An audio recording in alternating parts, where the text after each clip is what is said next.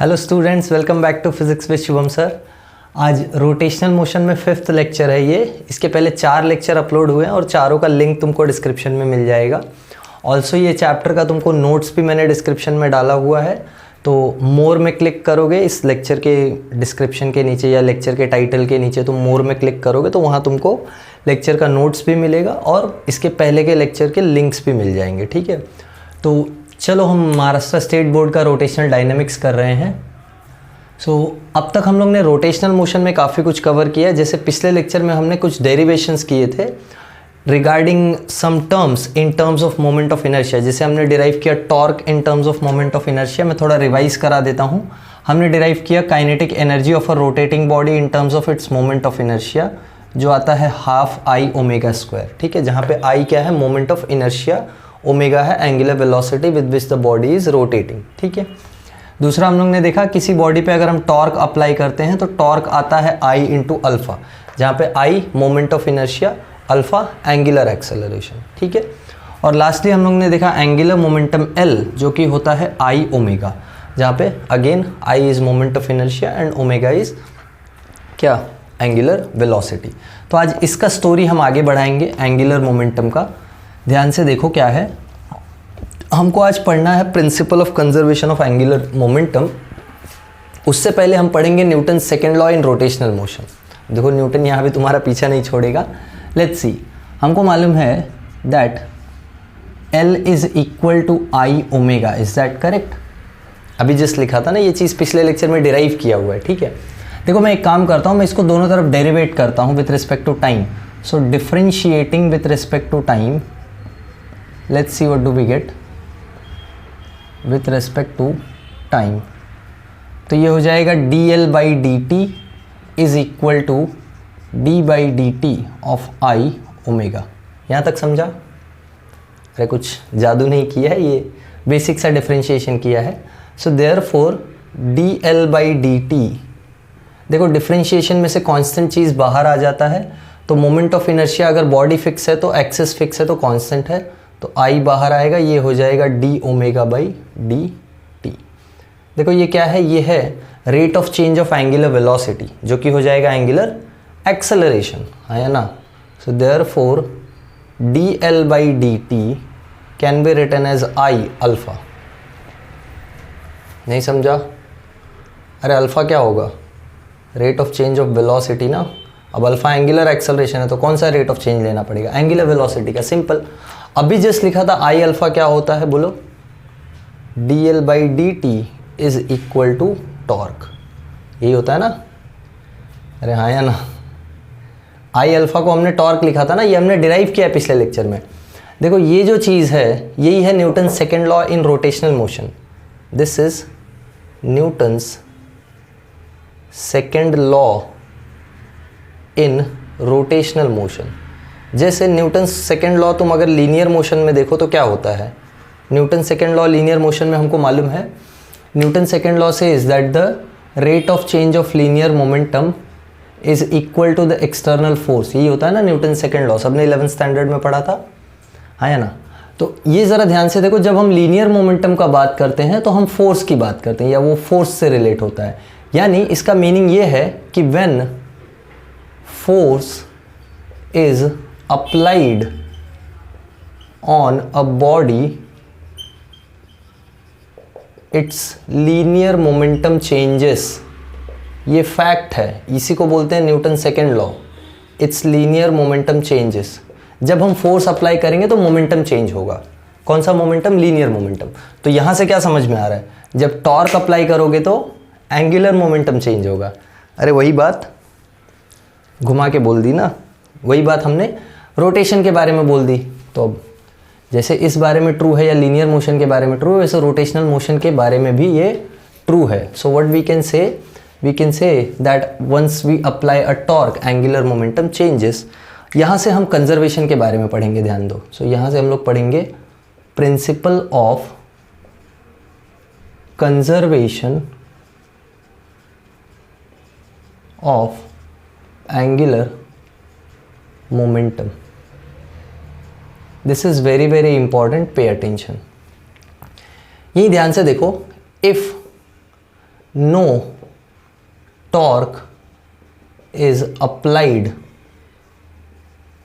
On a body, then अगर कोई torque apply नहीं करते हैं बॉडी पे तो ये dl/dt का वैल्यू कितना हो जाएगा बताओ? मेरे हिसाब से तो 0। अरे आया ना, अरे टॉर्क तुमने अप्लाई नहीं किया, टॉर्क 0, तो dl/dt 0 हो गया। ध्यान से देखो, अरे बाप रे, किसी को इमरजेंसी लग रहा है, भाग के जा रहा है गाड़ी लेके। देखो इधर dl/dt 0 है, इसका मीनिंग क्या है? Derivative of angular momentum is 0। किस चीज़ का डेरिवेटिव 0 होता है पता है? डेरिवेटिव पढ़ा है ना थोड़ा बहुत, तो कांस्टेंट का डेरिवेटिव 0 होता है। सो इससे क्या समझ में आ रहा है कि एंगुलर मोमेंटम इज कांस्टेंट। यही है तुम्हारा ये जो 2 लाइन है ना यहाँ पे जो हमने लिखा है, this is your principle of conservation of angular momentum. What does it say? It says that principle, ध्यान से सुन लो क्या है, when no torque is applied on a rotating body, then its angular momentum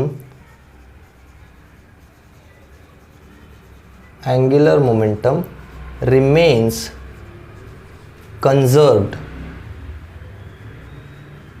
या कांस्टेंट। ये चीज़ तुमने प्रिंसिपल ऑफ लीनियर मोमेंटम भी पढ़ी थी कोलिजन्स पढ़ने के लिए, याद है?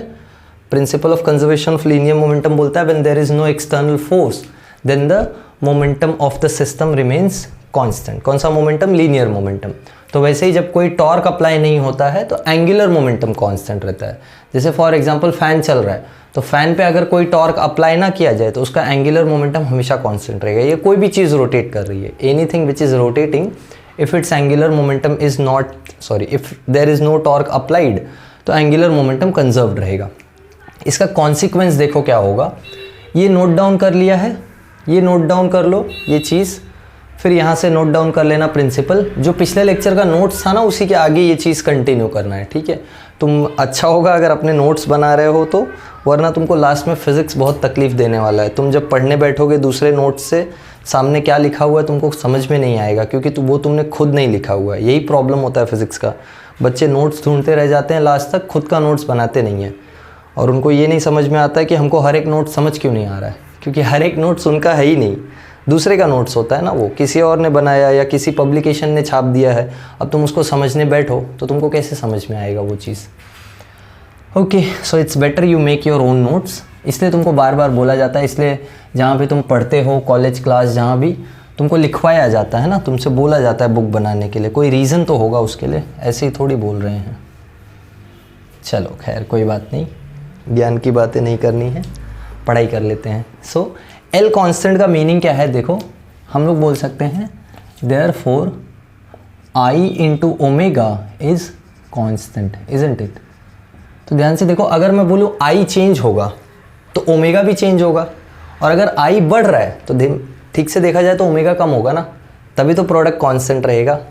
अरे अगर आई बढ़ रहा है तो ओमेगा को कम होना पड़ेगा, और अगर आई कम हो रहा है तो ओमेगा को बढ़ना पड़ेगा। तो इसका एग्जाम्पल से ये समझ में आ रहा है that I1 omega 1 will be equal to I2 omega 2। इसका बेस्ट एग्जाम्पल समझते हैं, बहुत सारे एग्जाम्पल्स है। जैसे एक सिंपल एग्जाम्पल, जब हम लोग किसी रोटेटिंग प्लेटफॉर्म पे होते हैं, जैसे सपोज मेरे हाथ में 2 डंबल है और मैं एक रोटेटिंग प्लेटफॉर्म पे वो दोनों डंबल्स को अपने ऐसे शरीर के पास रख के रोटेट करूँ, तो जो मेरा रोटेशन का स्पीड होगा वो अलग होगा, और जब मैं इन्हीं डंबल्स को फैला के ऐसे हाथ बाहर कर लूँ तब मेरा रोटेशन का स्पीड अलग हो जाएगा, और मैंने कोई एक्सटर्नल टॉर्क नहीं लगाया। मतलब मैं जैसे किसी रोटेटिंग टेबल पे बैठ जाऊँ, रोटेटिंग टेबल पे बैठूँ और घूम के मैंने घूमने के लिए कोई एक टॉर्क लगा दिया, अब घूमना चालू हो गया। अब जैसे मैं अपना ये हाथ को चेंज करूँगा ना, या हाथ को फैलाऊँगा, तो स्पीड चेंज होगा। कौन सा? घूमने का स्पीड। कैसे चेंज होगा सोचो, जब मैं हाथ को नज़दीक रख रहा हूँ तो मास एक्सिस के नज़दीक है, मैं इस एक्सिस के अबाउट मेरा बॉडी ऐसे घूम रहा है ना, तो मास मेरे एक्सिस के नज़दीक है, और मोमेंट ऑफ इनर्शिया जो होता है वो एक्सिस से डिस्टेंस पे डिपेंड करता है ना। ये डिस्टेंस जितना ज़्यादा होगा मोमेंट ऑफ इनर्शिया उतना ज़्यादा, यानी इस केस में मेरा मोमेंट ऑफ इनर्शिया कम है, मोमेंट ऑफ इनर्शिया कम तो ओमेगा ज़्यादा होगा, यानी फास्ट रोटेट करेगा। तो इसका एक एग्जांपल क्या होता है मालूम है?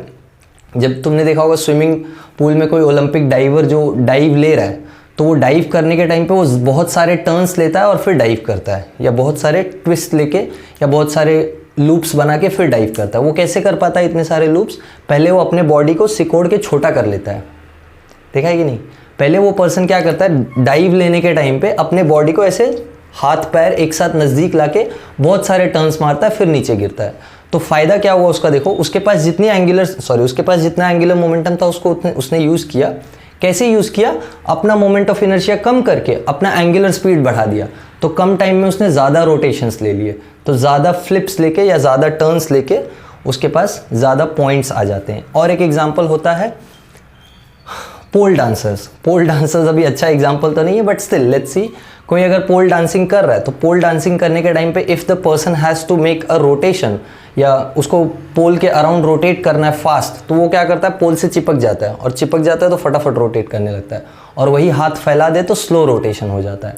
ये चीज़ तुम कभी झूले पे बैठ के ट्राई करना। झूला मतलब कौन सा झूला? वो मेरी गो राउंड, मालूम है? मेरी गो राउंड में है ना, तुम जब कभी मेरी गो राउंड तो खैर फिक्स होता है, तुमने कभी वो झूले पे एक्सपीरियंस किया है कि नहीं पता नहीं, मैंने तो बचपन में किया है एक्सपीरियंस ये। वो एक झूला होता है गार्डन में, वैसे गोल गोल घूमता है, हम धक्का मारते थे उसको और फिर हम उस पर बैठ जाते थे चलते चलते। तो कभी तुम उस पर एक्सपीरियंस करना, जब तुम बाहर लटक जाओगे ना तो तुम्हारी स्पीड जो है वो स्लो हो जाएगी। क्यों? क्योंकि बाहर जाने की वजह से मोमेंट ऑफ इनर्शिया बढ़ जाएगा, तुम्हारा मास एक्सिस से दूर चला गया तो मोमेंट ऑफ इनर्शिया बढ़ जाएगा। और तुम जब नज़दीक आ जाओगे तो उस झूले का स्पीड बढ़ जाता है। जब तुम लटकते हो तो मोमेंट ऑफ इनर्शिया बढ़ जाता है, तो झूले का स्पीड स्लो हो जाता है घूमने का। और जब तुम अंदर आ जाते हो तो झूले का स्पीड बढ़ जाता है, क्योंकि मोमेंट ऑफ इनर्शिया कम हो जाता है। समझा? तो ऐसे बहुत सारे एग्जांपल्स होते हैं जो कंजर्वेशन ऑफ एंगुलर मोमेंटम को यूज़ करते हैं। जहाँ भी कंजर्वेशन ऑफ एंगुलर मोमेंटम आता है वहाँ ये फॉर्मूला एप्लीकेबल होता है। ठीक है, तो कंजर्वेशन ऑफ एंगुलर मोमेंटम होने से टॉर्क जीरो होता है, ये तो समझ में आ रहा है। या टॉर्क जीरो रहेगा तब कंजर्वेशन ऑफ एंगुलर मोमेंटम आएगा। इसका ये मतलब नहीं कि काइनेटिक एनर्जी भी कंजर्व्ड रहेगा। देखो कैसे, इसी चीज़ को आगे समझते हैं अबाउट काइनेटिक एनर्जी। हमको दिखाई पड़ रहा है कि जब, या मैं इसको रिजल्ट लिख देता हूँ, इसका ध्यान से देख लो। सो देयरफॉर इसका रिजल्ट क्या आता है, या कॉन्सिक्वेंस क्या आता है? Consequences when I increases omega decreases and vice versa. ये चीज़ याद रखना, जब I बढ़ेगा तो ओमेगा कम हो जाएगा, और I कम होगा तो ओमेगा क्या हो जाएगा, बढ़ जाएगा। इसका सबसे बेस्ट एग्जांपल तुम कभी YouTube पे सर्च करना या गूगल पे सर्च करना, कंजर्वेशन ऑफ एंगुलर मोमेंटम। तुमको एक वो मिलेगा, प्लास्टिक का बॉल मिलेगा। वो प्लास्टिक का बॉल जब तुम खींचो तो छोटा हो जाता है, और उसको छोड़ो तो वो बड़ा हो जाता है। तो तुम देखना, उसको एक स्पीड दे देंगे, एक रोटेशन की स्पीड दे देंगे, एक एंगुलर मोमेंटम दे देंगे, और फिर उसको खींच के छोटा कर देंगे तो वो फास्ट रोटेट करने लगेगा। और जब छोड़ेंगे वो बॉल बड़ा होगा तो वो स्लो रोटेट करने लगेगा। ये सबसे क्लासिक एग्जाम्पल होता है कंजर्वेशन ऑफ एंगुलर मोमेंटम का। ठीक है, ऑल राइट, चलो काइनेटिक एनर्जी के बारे में देखते हैं। अबाउट काइनेटिक एनर्जी, अगर मैं इसी चीज़ को काइनेटिक एनर्जी का एक्सप्रेशन लाना चाहूँ और चेक करूँ काइनेटिक एनर्जी के बारे में क्या चल रहा है, मैं देखो क्या करता हूँ, मैं हाफ से दोनों तरफ मल्टीप्लाई करता हूँ, तो ये हो जाएगा half I1 omega 1 equals to half I2 omega 2। Is that correct? पर काइनेटिक एनर्जी होती है हाफ I ओमेगा स्क्वायर, तो मेरे को स्क्वायर करना पड़ेगा। तो मैं दोनों तरफ स्क्वायर करता हूँ, देखो क्या आएगा दोनों तरफ स्क्वायर करने पे। स्क्वायर करके हाफ से मल्टीप्लाई करते हैं। एक काम करते हैं, पहले स्क्वायर करते हैं फिर हाफ से मल्टीप्लाई करेंगे, क्योंकि हाफ से मल्टीप्लाई करके स्क्वायर करोगे तो हाफ का भी स्क्वायर करना पड़ेगा। समझा क्या बोला? तो ये हो जाएगा स्क्वायरिंग, ये हो जाएगा I1 square omega 1 square I2 square omega 2 square, फिर मैंने हाफ से कर दिया मल्टीप्लाई। अभी ठीक है, समझा? ओके, मेरे को मालूम है हाफ I ओमेगा क्या हो जाए, हाफ I ओमेगा स्क्वायर हो जाएगा काइनेटिक एनर्जी। तो मैं देखो क्या करता हूँ, I1 अलग ले लेता हूँ और हाफ I1 ओमेगा 1 स्क्वायर एक तरफ रखता हूँ, इक्वल्स टू I2 अलग ले लेता हूँ और हाफ I2 ओमेगा 2 स्क्वायर अलग रखता हूँ। ये ध्यान से देखो, ये हो जाएगी इनिशियल काइनेटिक एनर्जी, ये हो जाएगी फाइनल काइनेटिक एनर्जी। तो इसको मैं लिखूँगा I1 इंटू K1 या काइनेटिक एनर्जी 1। बारिश बंद हो गई, गर्मी बहुत बढ़ गई है। I2 is equals to I2 into kinetic energy 2। अब ज़रा ध्यान से देखो, काइनेटिक एनर्जी कंजर्व नहीं है। First of all moment of inertia और काइनेटिक एनर्जी का प्रोडक्ट कंजर्व्ड है। मोमेंट ऑफ इनर्शिया और काइनेटिक एनर्जी का प्रोडक्ट कंजर्व्ड, यानी अगर मोमेंट ऑफ इनर्शिया बढ़ेगा तो काइनेटिक एनर्जी कम हो जाएगी। अरे उनका प्रोडक्ट को कांस्टेंट रहना है ना, तो अगर मोमेंट ऑफ इनर्शिया बढ़ा तो काइनेटिक एनर्जी कम हो जाएगी, और अगर मोमेंट ऑफ इनर्शिया कम हो तो काइनेटिक एनर्जी बढ़ जाएगी। यानी वो जो एग्जांपल मैं दे रहा था तुमको, जब डंबल में दूर लेके जाता हूँ तो मोमेंट ऑफ इनर्शिया बढ़ जाता है, तो मेरा रोटेशन का स्पीड क्या हो जाता है, कम, तो काइनेटिक एनर्जी भी कम। वहीं अगर मैं नज़दीक लेके आऊँ, मोमेंट ऑफ इनर्शिया कम कर दूँ तो रोटेशन का स्पीड बढ़ जाता है, तो काइनेटिक एनर्जी भी बढ़ जाता है। समझ में आया? Is that clear? So when moment of inertia increases, kinetic energy decreases, okay, and vice versa। समझा? तो मोमेंट ऑफ इनर्शिया बढ़ेगा तो काइनेटिक एनर्जी कम होगा, एंड मोमेंट ऑफ इनर्शिया कम होगा तो काइनेटिक एनर्जी बढ़ेगा। आई होप समझ में आया होगा। So this is called as conservation of angular momentum. Conservation of angular momentum के एग्जांपल्स मैंने तुमको बताए। एक स्विमिंग पूल में डाइवर, वो एक एग्जांपल तुम एक्सप्लेन कर सकते हो। एक कोई रोटेटिंग प्लेटफॉर्म पे पर्सन अपना हाथ फैलाए या हाथ नज़दीक ले, तो वो एक एग्जांपल है। फिर एक एग्जांपल मैंने बताया belly dance, sorry pole dancers का, हाँ not belly dancers, I am sorry, pole dancers का एग्जांपल। तो पोल डांसिंग में क्या होता है, पोल डांसिंग में you can go near to the pole, या पर्सन पोल के नज़दीक जाता है, पोल से चिपक जाता है तो फास्ट रोटेशन करता है, और पोल से दूर जाता है तो स्लो रोटेशन हो जाता है। ठीक है, so there are multiple examples that you can go through. थोड़ा इसके बारे में और डिटेल में देखोगे ना, डिटेल में मतलब थोड़ा इसके तुम एग्जाम्पल्स गूगल पे सर्च करो, तुमको एनिमेशंस दिखाई पड़ेंगे। अभी मैं यहाँ लेक्चर में एनिमेशन तो नहीं डाल पाऊँगा, आई am sorry for the technical limitation, but still थोड़ा तुम एनिमेशन देखो गूगल पे, तो तुमको अच्छे अच्छे एनिमेशंस दिखेंगे, तो तुमको अच्छे से एकदम समझ में आएगा, क्लिक होगा कि क्या चल रहा है एक्चुअल में। जैसे वो जो मैंने बताया ना, बॉल छोटा और बड़ा हो सकता है, वो सबसे बेस्ट एग्जांपल है। वो जब तुम बॉल को खींच के छोटा करोगे तो बॉल दिखाई पड़ेगा कि फास्ट रोटेट हो रहा है, और जब उसको बड़ा करोगे तो दिखाई पड़ेगा वो स्लो रोटेट हो रहा है। समझा? So that's one way of understanding conservation of angular momentum. जहाँ भी एंगुलर मोमेंटम कंजर्वेशन चलता है वहाँ ये चीज़ें होती हैं। एक्सटर्नल टॉर्क जब तुम नहीं लगाओगे तब ये सब चीज़ें ध्यान रखना। जैसे ही तुमने एक्सटर्नल टॉर्क लगाया, ये सारा चीज़ कंजर्वेशन का पार्ट नहीं आएगा। समझ में आ गई बात? जब तक टॉर्क ज़ीरो है, no torque is there, till only then your conservation of angular momentum is valid. Okay, तो ये एक अलग से लेक्चर मेरे को कंजर्वेशन ऑफ एंगुलर मोमेंटम पे बनाना था, because it's a different topic. इस पे क्वेश्चन ज़्यादा इंपॉर्टेंट होते हैं। हम न्यूमेरिकल्स भी करेंगे इस पे, डोंट वरी, बट फिलहाल आज का लेक्चर तो इतना ही करेंगे। रोलिंग मोशन कर लेते हैं इसके बाद वाले लेक्चर में, फिर हम न्यूमेरिकल्स करते हैं। ठीक है, सो आई होप तुमको सब कुछ समझ में आया होगा कंजर्वेशन ऑफ एंगुलर मोमेंटम के बारे में। कुछ अगर डाउट है तो प्लीज़ कमेंट में बताओ। कुछ समझ में आ गया, सब कुछ समझ में आ गया तो भी कमेंट में बताओ। And I will see you all in next video. Bye everyone, have a good day.